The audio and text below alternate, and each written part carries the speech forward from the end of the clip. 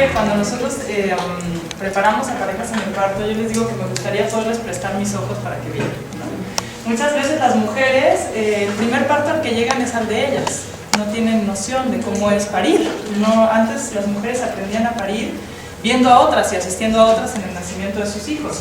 Pero con esta tendencia de que los partos ocurren en los hospitales, están como exiliados de la vida común y corriente de la gente, y aprendemos a parir muchas veces en cursos. Y un poco la idea de prestar los ojos para mirar es lo mismo que es la intención de esta charla, como contarles un poquito de la perspectiva que nosotros tenemos como educadores experimentales, porque estamos en constante contacto con las mujeres.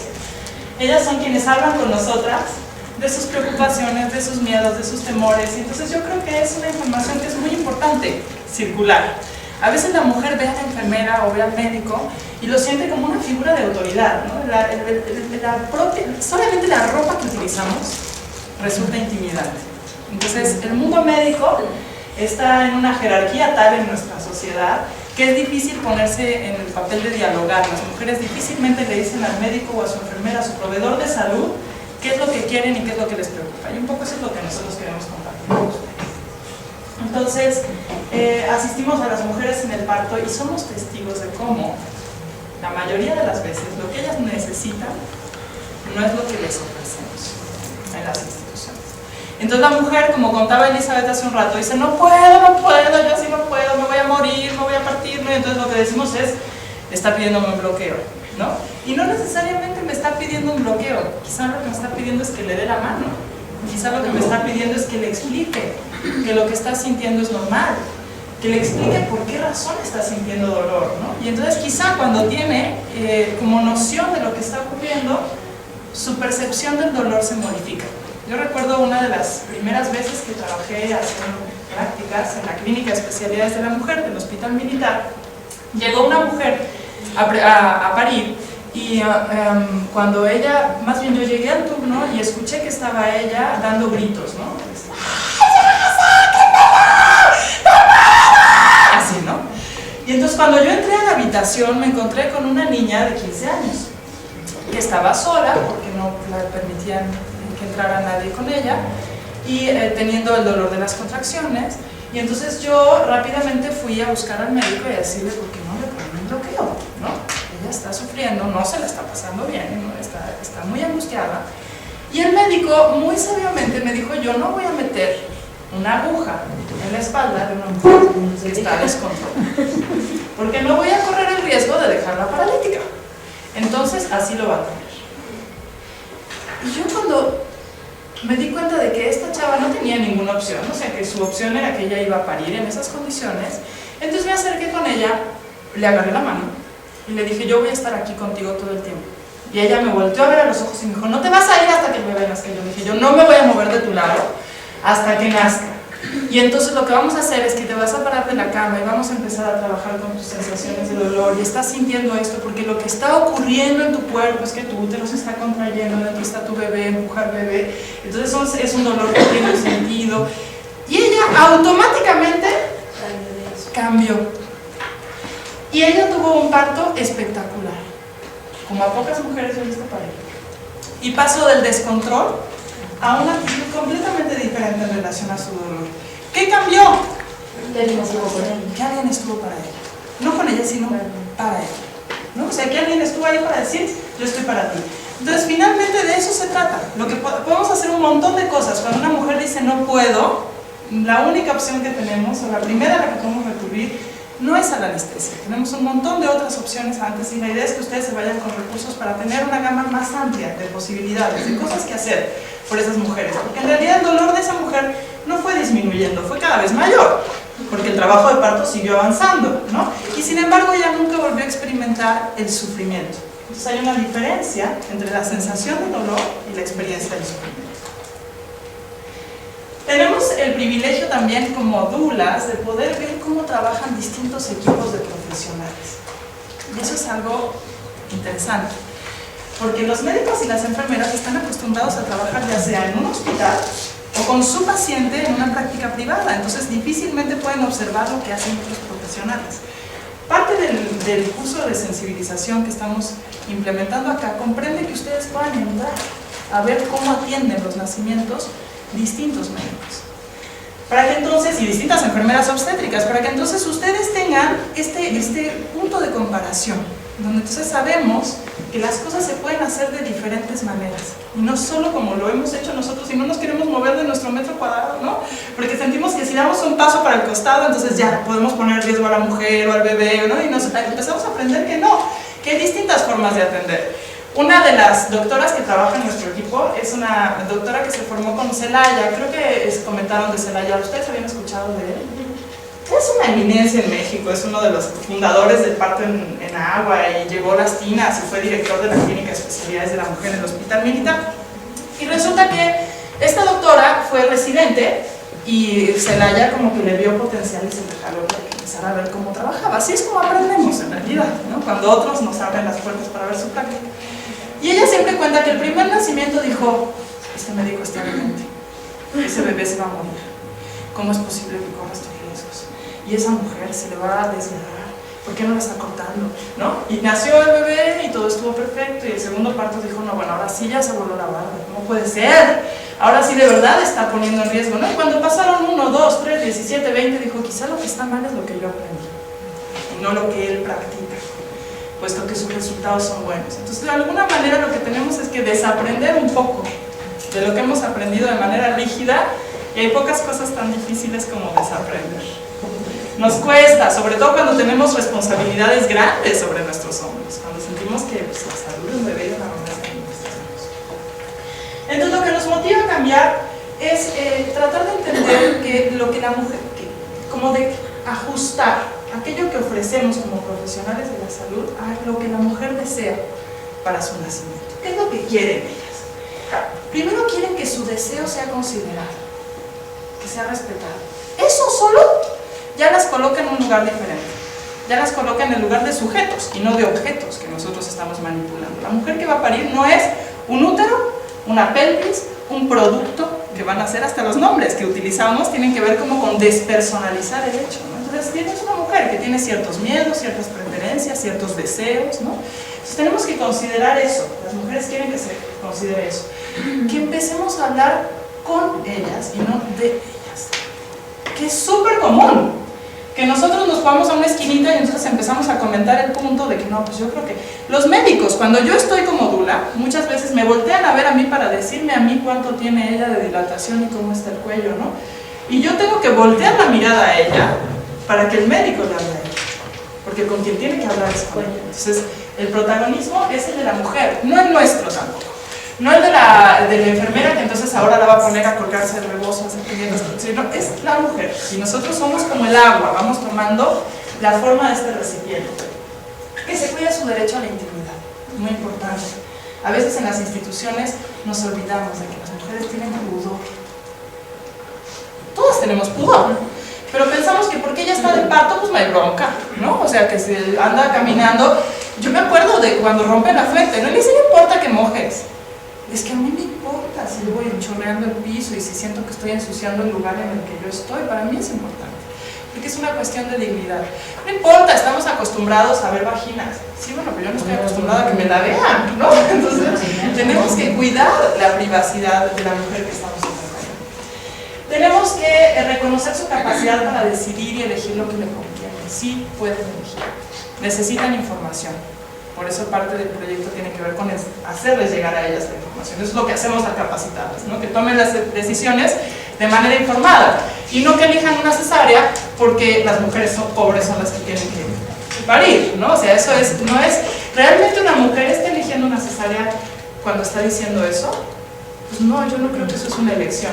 Yo creo que eso tiene que ver con una serie, con prejuicios, condicionamientos, respuestas a las cosas que nos dan miedo. Entonces tenemos que reconocer su derecho a elegir, pero también les tenemos que dar la información que les permita hacer. Porque si les decimos no quieres sufrir, pues ver una cesárea, ¿no? Entonces ella va a decir, no, pues yo no quiero sufrir, quiero una cesárea. Y no es cierto, una cesárea comprende mucho más sufrimiento y lo sabemos todos los que trabajamos en esto. No te aventaste las horas de trabajo de parto, pero ¿qué tal las horas de posoperación? Sí, y además encargándote de un bebé chiquito, ¿no? Y además todo el proceso de la intervención quirúrgica. Que se les trate como sujetos y no como objetos, que les expliquemos lo que les vamos a hacer y por qué. ¿No? Te voy a poner una azuquita en tu suero. No le vas a poner una tos. O sea, si le vas a poner oxitocina, le tienes que explicar que le vas a poner oxitocina y por qué razón. Si le vas a realizar un tacto, le tienes que preguntar si le puedes realizar un tacto y por qué razón sería adecuado en este momento o necesario saber cómo está su situación. Entonces siempre les informamos. Y que se reconozca, o sea, como ese rol activo de ellas en el nacimiento, que ellas van a parir y no que vienen aquí a que les saquemos este chamaco de adentro. Y eso cambia totalmente la perspectiva de la mujer, porque el parto es una experiencia que va a quedar imprimida de manera indeleble en nuestra memoria. Queda tatuada, exactamente, queda tatuada en nosotros.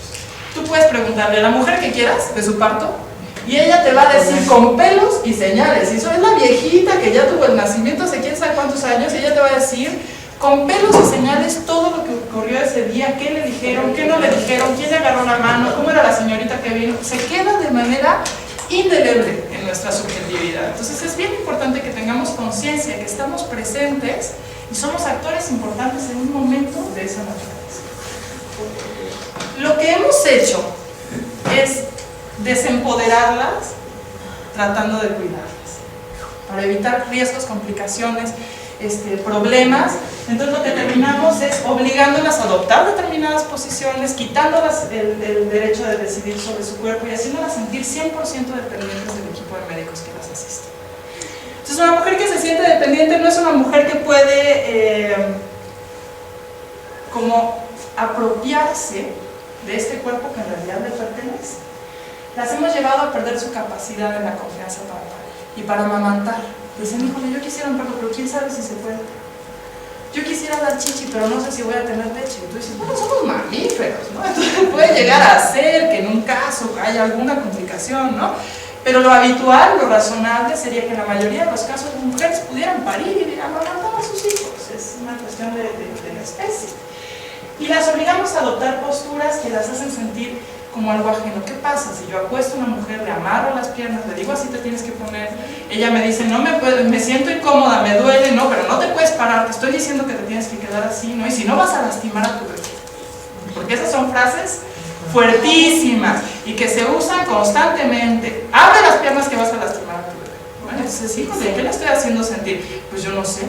Lo que yo haga podría ser dañino para mí. Entonces, pues mejor me pongo en las manos de estos otros que sí son especialistas del parto. Le tenemos que hacer saber que ella sí sabe sobre su nacimiento. Esta es la guía de vigilancia y manejo del trabajo de parto en embarazo de bajo riesgo que se revisó en el 2014, en diciembre del 2014. O sea que es lo último que tenemos de la Secretaría de Salud de nuestro país. No es información de Holanda, ni no, es lo que se está diciendo en México, de aquí. Y dicen, en las últimas décadas se ha producido una expansión en el desarrollo y uso de prácticas ideadas para iniciar, aumentar, acelerar, regular o monitorizar el proceso del parto con el propósito de mejorar los resultados para la madre y su recién nacido. No lo hacemos de mala voluntad, pero no tenemos suficiente evidencia en relación con su seguridad y eficacia. Por eso en los últimos años se han realizado investigaciones que han demostrado los efectos que tienen estas prácticas, a corto y a largo plazo. Entonces no es inocuo. Cada vez que yo intervengo en el nacimiento, estoy provocando un efecto. Y el problema es que hay una intervención excesiva del embarazo y del parto. Nos hemos acostumbrado a intervenir para tratar de cuidarlas.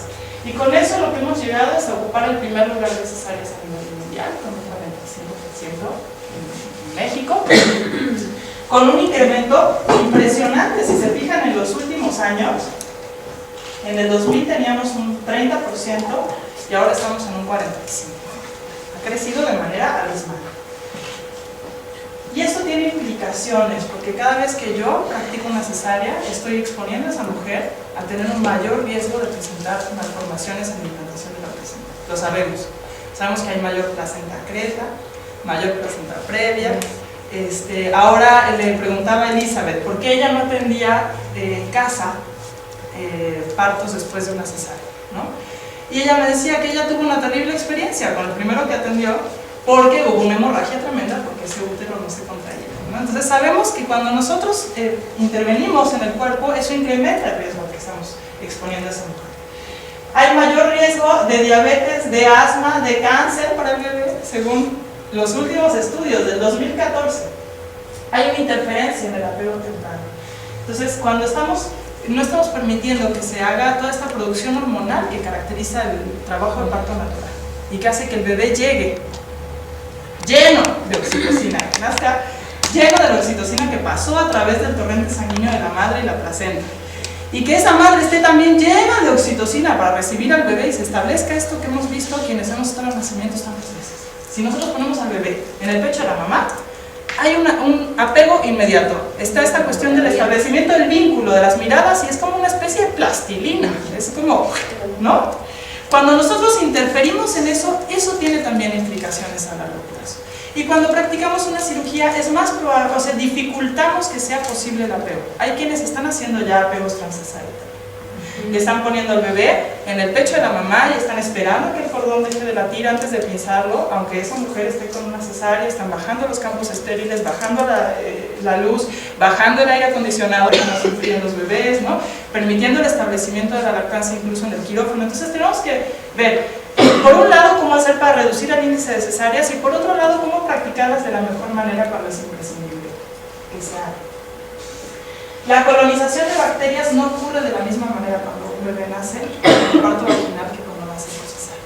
Y hay un documental que se publicó recién y que les compartimos y que tienen acceso para... Estábamos comentando con Lucy y con Lupe de hacer alguna proyección acá, ¿no? Para presentárselos. Es bien interesante, son las últimas investigaciones que se están haciendo acerca de todo esto del macrobioma, o sea, es como esta especie de ecosistema de bacterias que nos conforma como individuos. Y como si ese macrobioma se establece de diferente manera, porque el bebé nació por vía cesárea y no por vía vaginal, entonces hay un desajuste, como podríamos verlo en el ecosistema, en el mundo externo, ¿no? Si nosotros eliminamos ciertas especies, eso empieza a generar un desajuste en el ecosistema. Y la teoría o la hipótesis de estos investigadores que trabajan en relación a este tema es que lo mismo estamos haciendo al incrementar el índice de cesáreas, que no podemos interferir sin saber si esto va a tener consecuencias a largo plazo. Y entonces ellos encuentran asociaciones entre los niños que nacieron por cesárea y un mayor índice de asma, de celiaquía, de diabetes, ¿no? Obesidad. Cáncer no está directamente asociado. Lo que ellos dicen es que por un lado están estas 4 enfermedades que sí están asociadas, que no quiere decir que sean una causa, ¿no? O sea, no sabemos que esta es la causa, pero están asociadas, y como esos desequilibrios hacen que esas personas sean más propensas a desarrollar padecimientos graves. Entonces, el tema es que estamos hablando de temas serios. En México tenemos 43 por 100.000 la razón de muerte materna. Estamos muy por debajo de lo que se supone que era nuestro objetivo para el milenio de 2015, donde estábamos en un 22 por 100.000. Creamos en el 2013 el Seguro Popular con la intención, y ahí hubo una inversión importantísima de recursos para hacerle llegar a más personas atención de salud de primer nivel. Y lo que tenemos ahora es que, a pesar de que en 2008 se creó este programa Embarazo Saludable, que hace que todo el mundo tenga derecho al Seguro Popular desde el mismo momento en que quedan embarazadas, sin embargo no tenemos los resultados de reducción de muerte materna que se esperarían en función de ese volumen de inversión. Entonces, ¿qué es lo que está ocurriendo? Cuando además vemos que de las jurisdicciones con más muerte materna tenemos el Estado de México y el DF.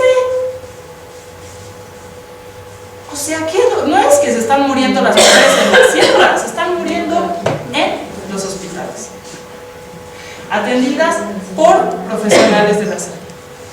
Entonces necesitamos preguntarnos qué de lo que estamos haciendo está fallando, porque algo está fallando, ¿no? El 86% de los casos de muerte materna ocurrieron en hospitales en 2011.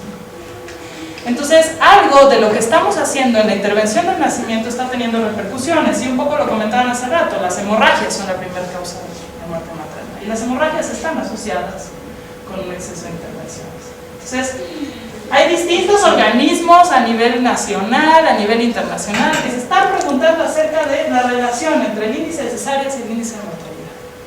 Entonces, aunque no se me murió ninguna la que yo hice cesárea, tengo que cobrar conciencia de que eso es una realidad. Y sabemos también que hay cosas que facilitan que yo tenga una cesárea, que cuantas más intervenciones de rutina se practican sobre la mujer, es más probable que esa mujer termine en una cesárea y ese parto se disocie, ¿no? Desde el cardiotocógrafo, que si yo la tengo monitorizada constantemente durante el trabajo de parto, incremento el índice de cesárea y no mejoro los resultados de salud. El goteo de oxitocina, que ya hablábamos de cómo incrementa también las hemorragias, pero no solo eso, sino que hay distintos estudios que hablan de cómo este exceso de oxitocina puede interferir en la formación del sistema de producción de oxitocina de ese bebé que va a nacer. No solo de la mamá, donde tengo un mayor índice de depresiones en el posparto porque hay una especie de curva y yo le pongo esta estimulación de oxitocina, los receptores de oxitocina no están, se bloquean y entonces esta mujer presenta una curva de bajada en los periodos del posparto y tiene mayor depresión. Tengo también oxitocina que está pasando a caudales por el cordón umbilical del bebé. Y entonces ese bebé todavía no tiene formado su sistema de producción de oxitocina, su cerebro está todavía en formación. Y entonces Michelle Rodin habla de que es probable que estemos alterando el sistema de producción de oxitocina de una generación al estar haciendo estas intervenciones. Desde la canalización, ¿no? De donde estoy exponiendo a la mujer a estos plásticos que evito en el microondas, se los estoy metiendo vía intravenosa por horas y horas y horas de goteo. La episiotomía, que favorece desgarros de tercer grado. Como práctica de rutina, es lo mismo. Siempre que hablamos de esto tenemos que tener conciencia que estamos hablando en el contexto de ¿qué no hacer cuando todo está bien? Cuando se trata de un parto normal, cuando no hay ninguna situación de alarma, ¿no? Y entonces lo que vemos es que hay como un montón de evidencia acerca de todas las implicaciones en las que no voy a entrar ahora porque son muchísimas. Pero sabemos que si bien las cesáreas son adecuadas en ciertos contextos, practicarlas de forma indiscriminada incrementa el riesgo al que estoy sometiendo a ese bebé y al que estoy sometiendo a ese bebé. Hay bibliografía por todos lados.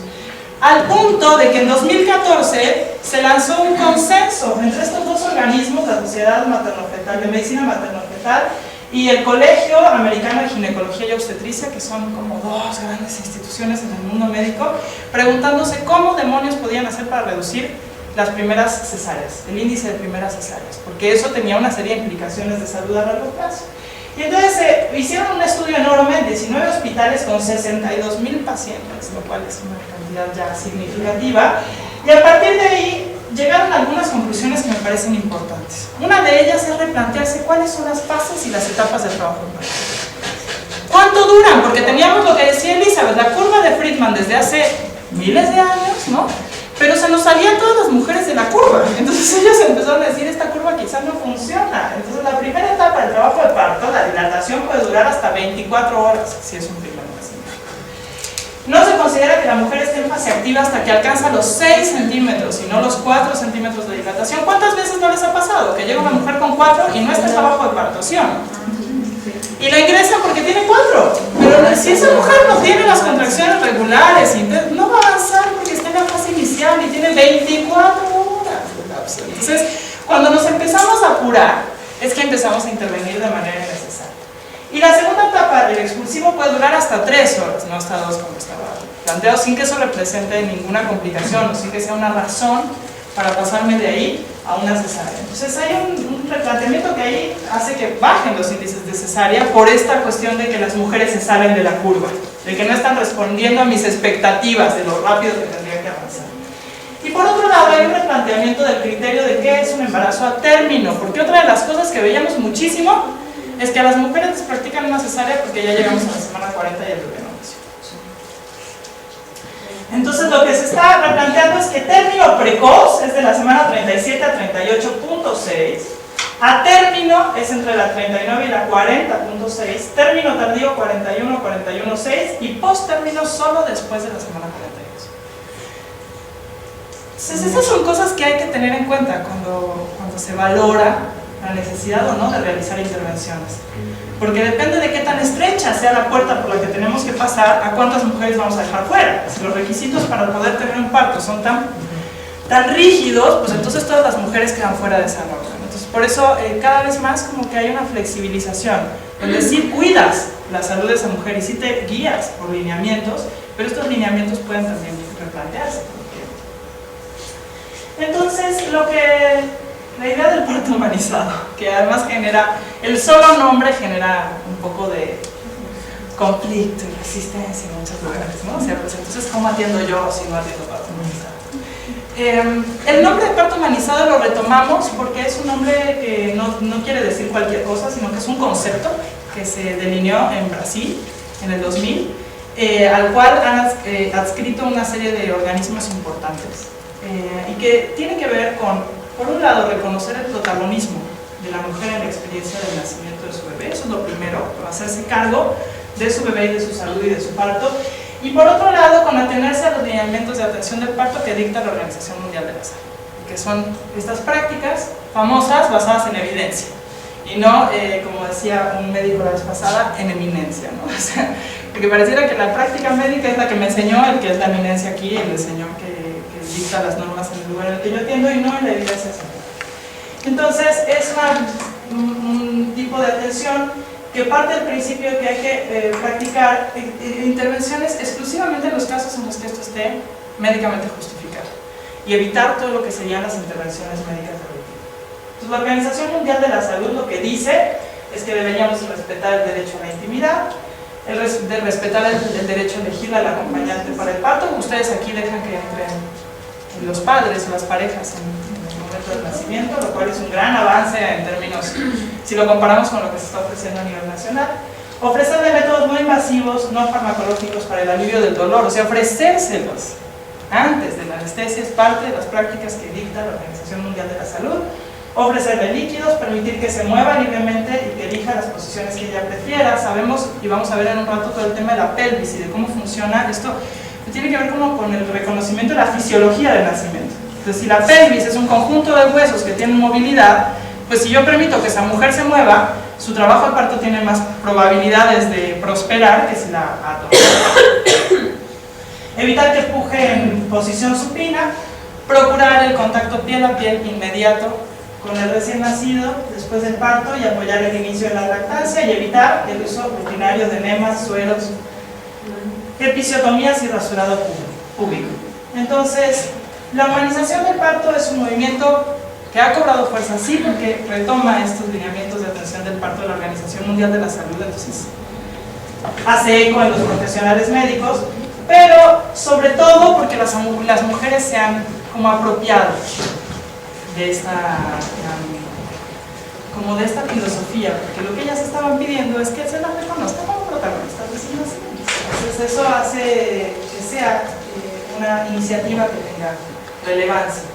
Entonces lo que vamos a ver es que eso, el parto impacta en la subjetividad y tanto impacta positivamente como negativamente. O sea, tanto una mujer puede salir empoderada y sintiéndose capaz de criar a ese niño, como puede salir al revés, sintiendo que prácticamente le pasó por encima un tractor. Bueno, entonces el tipo de atención que la mujer reciba va a tener que ver con la forma en la que se vincule con ese niño.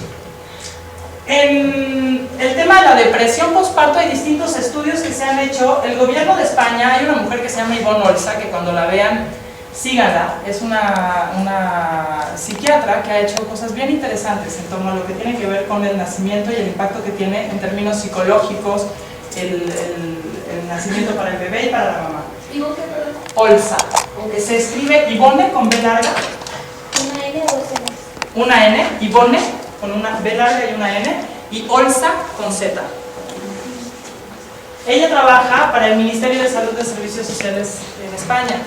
Y ella es una doctora extraordinaria que ha hecho como un montón de trabajo en torno al impacto que tiene psicológico el parto en el bebé y en la mamá. Y lo que han visto es que a partir de la escala de Edimburgo, que es la principal prueba para medir depresión, la más reconocida, en estudios importantes, que las mujeres que tienen cesáreas tienen escalas más altas en las pruebas de Edimburgo que las que no la tienen. que hay esta ausencia del pico de oxitocina endógena en las mujeres que dan a luz por cesárea, que favorece las depresiones como parto y las depresiones postparto y que dificulta el apego con el bebé que acaba de nacer. Entonces necesitamos que esa mamá sienta apego por ese bebé, que se las va a tener que ver con el bebé, que siempre es mucho más difícil de criar que lo que se imaginaba, siempre llora más de lo que creía, ¿no? Es más lata de lo que imaginaba. Entonces sabemos que al administrar oxitocina sintética interfiere en la producción natural de oxitocina, que hasta un mes tarda en recuperarse el nivel normal de oxitocina en una mujer a la que le hemos hecho goteo intravenoso.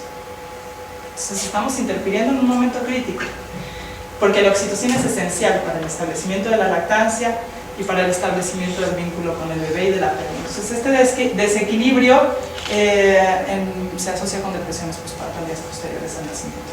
Entonces, poco después de haber caminado este camino, nuestra sensación es que la única manera de humanizar el nacimiento tiene que ver con hacer un esfuerzo conjunto, que no es algo que se puede hacer desde una sola trinchera, sino que tenemos que trabajar en equipo. Un parto humanizado requiere de un equipo consciente, de médicos, de enfermeras, de pediatras, de toda la, digamos que requiere una mamá que se haga cargo de su cuerpo y que no tenga miedo de enfrentar las sensaciones que el parto comprende, ¿no? Y que sepa las implicaciones que tiene un modelo y otro de atención del parto para que entonces elija de manera informada. Necesitamos que esa mamá esté acompañada, idealmente por una doula que la pueda asistir con medidas alternativas para el manejo del dolor. Necesitamos un médico que desde las consultas previas, o una enfermera, ustedes se encargan también de hacer seguimiento antes, que sean consultas que no estén orientadas a detectar posibles complicaciones y a sembrar temor. Yo recuerdo pacientes que salían del médico y me decían, es que ya estaba deseando que se acabara la consulta, porque cada minuto que pasaba me hablaba de otras posibles cosas que podrían llegar a salir mal, ¿no? Entonces, ojo con lo que estamos diciendo, porque tiene un impacto enorme en esa mujer.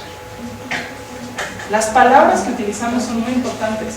Cuando le decimos a una mujer, nos vamos a una cesárea porque tu bebé viene mal, probablemente nos estamos refiriendo a que está mal colocada la cabecita y ella está entendiendo que el bebé viene, que algo le pasó, ¿no?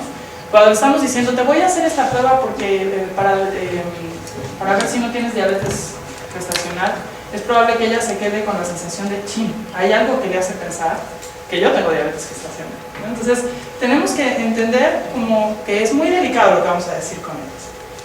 De lo que nos encargamos nosotros es de la parte de la preparación para el parto, donde lo que queremos es ayudar a las mujeres a que den a luz de forma segura, y consideramos el parto como un momento fuerte, importante, del que ellas pueden salir empoderadas, poderosas, fuertes, seguras de sí mismas, dueñas de su cuerpo, ¿no? Entonces nos parece que hay que prepararlas para que se hagan cargo de eso que les va a servir para la maternidad. No toda la educación perinatal es igual.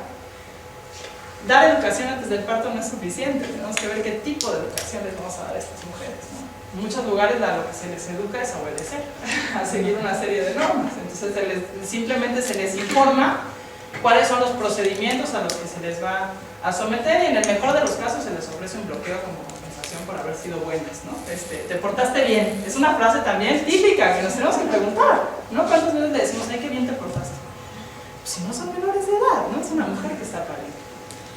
Lo que pensamos es que hay que apuntar a un modelo de formación de la mujer que le ayude como a identificarse con sus necesidades, a recibir información para tomar decisiones informadas y sin miedo. El miedo nos impide ver, no podemos elegir cuando lo que tenemos es miedo.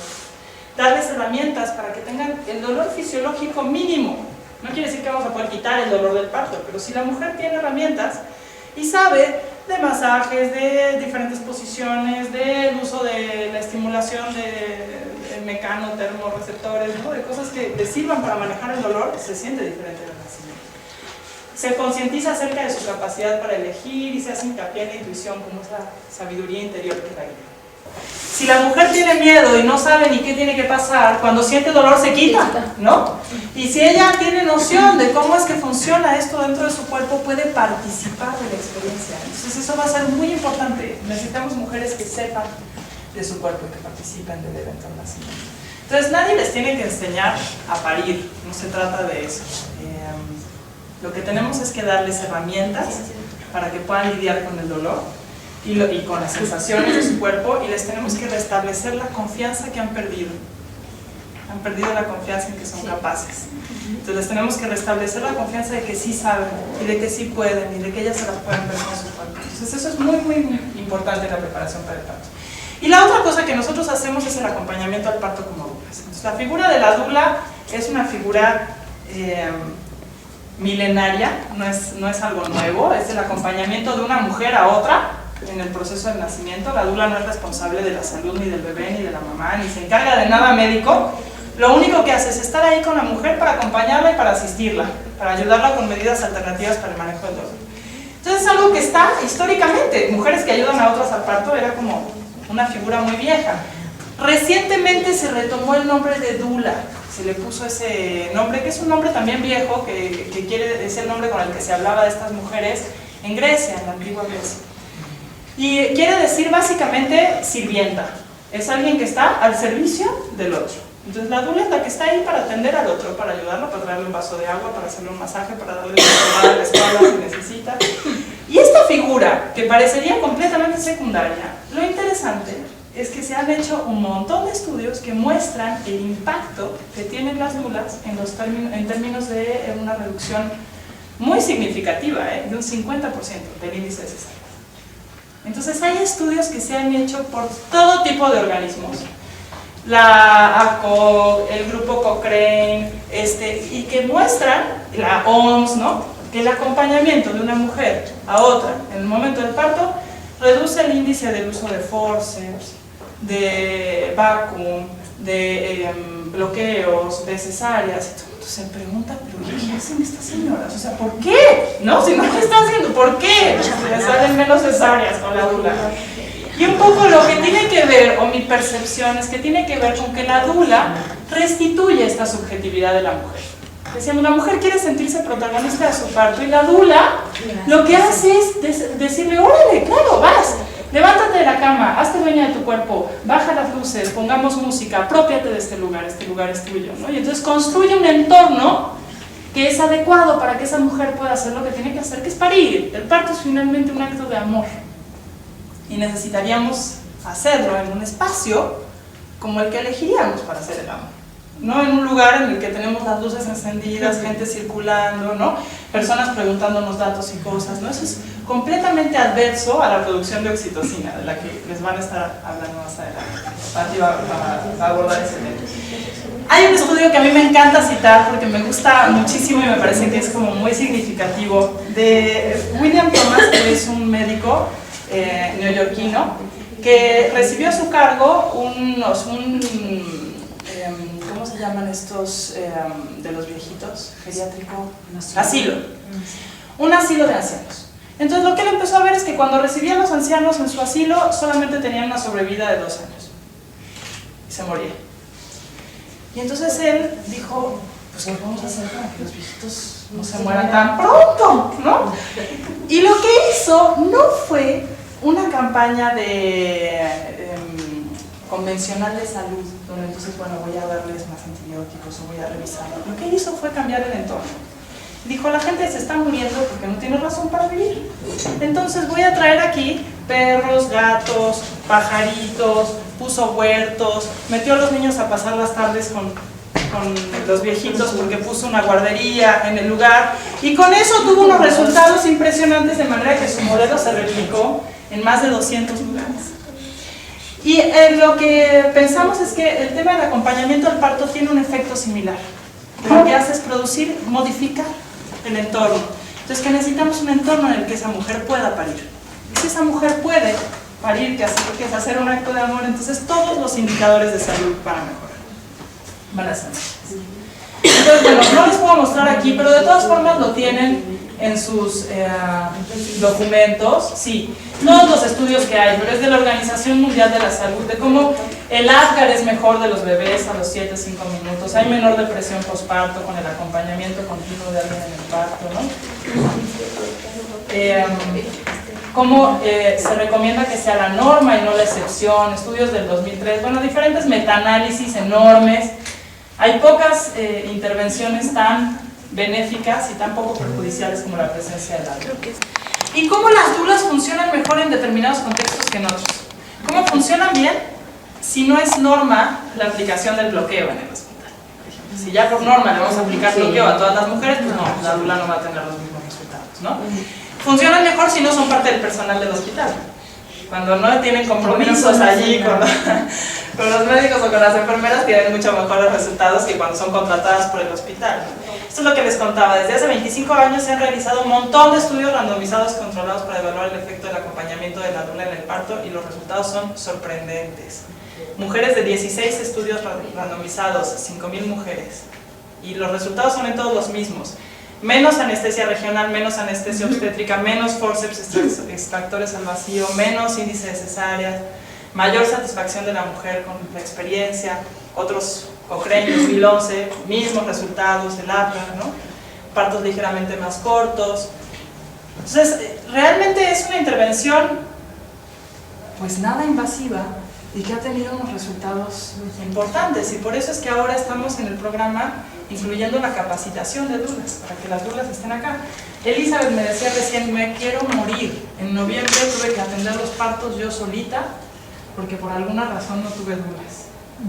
Me quiero morir, me decía, estaba desesperada, porque la dula se convierte en una figura importante para el equipo de salud cuando se integra. El parto humanizado es incómodo, empezaba yo diciéndoles, ¿no? O sea, nos requiere desvelones, horas de hacer contrapresión en la pelvis, ¿no? Masajes, o sea, no es algo cómodo, y entonces necesitamos un equipo para poder trabajar este tipo de nacimientos.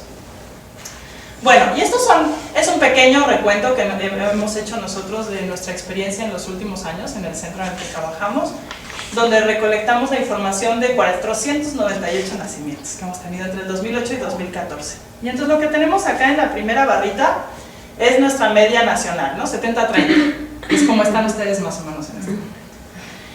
Cuando solamente las parejas venían al curso, que es lo mismo que ocurre en la media de las parejas que vienen a prepararse con nosotros, todas se atienden en instituciones privadas.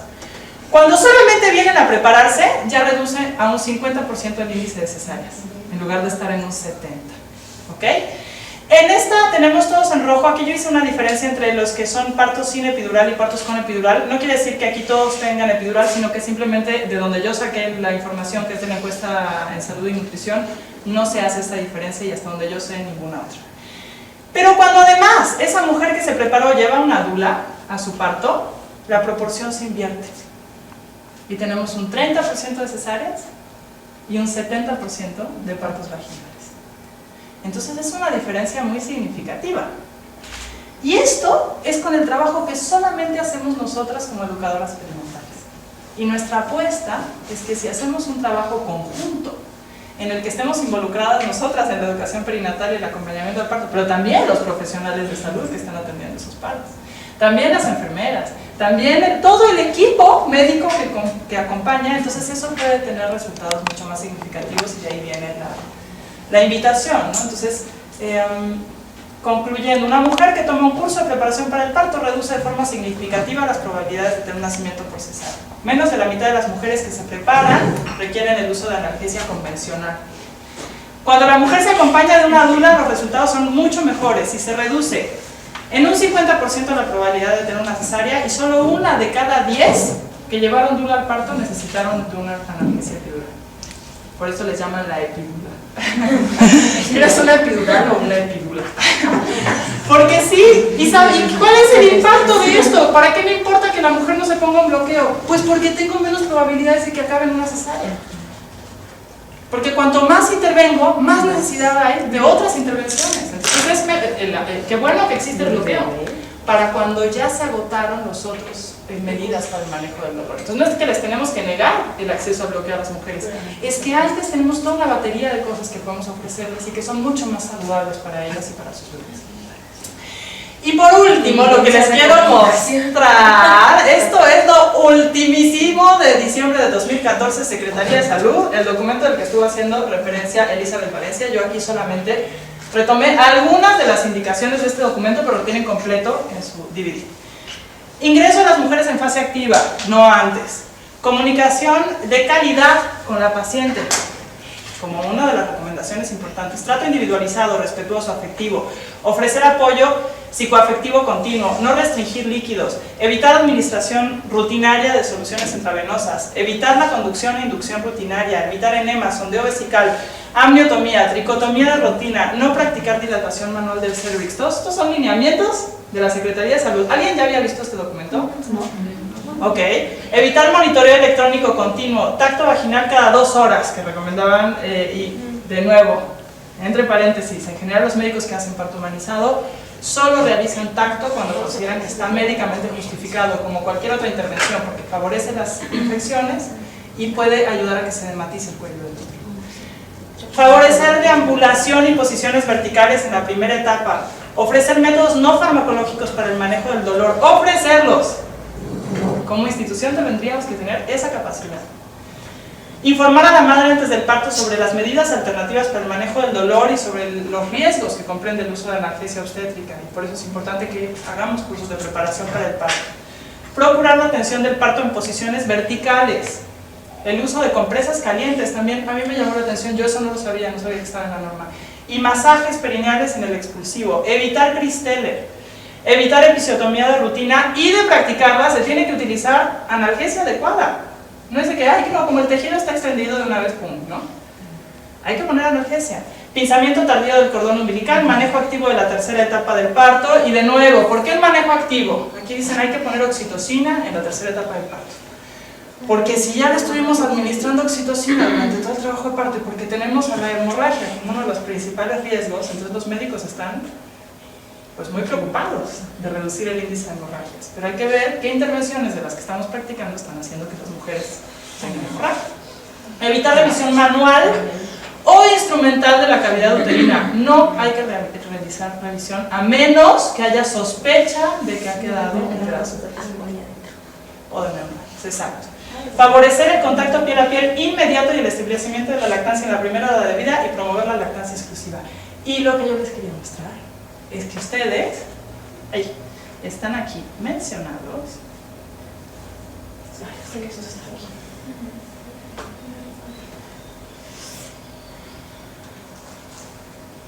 Específicamente como el ejemplo a seguir. Literalmente en el documento dice: instituciones que se adelantaron motivadas por las adecuaciones a las recomendaciones internacionales fueron el CIMIGEN y la Clínica de Especialidades de la Mujer. Entonces, si no estamos siguiendo todas estas normas, aguas, porque tenemos una enorme responsabilidad ética. Los están poniendo como ejemplo y no podemos estarla regando tan gachos si somos el ejemplo a seguir. Entonces, esos son los lineamientos y esa es la pregunta que tenemos que hacernos. ¿Cuál es el camino que tenemos que andar para estar cada vez más cerquita y para poderle poner palomita a cada uno de estos lineamientos de la atención de la Secretaría de Salud?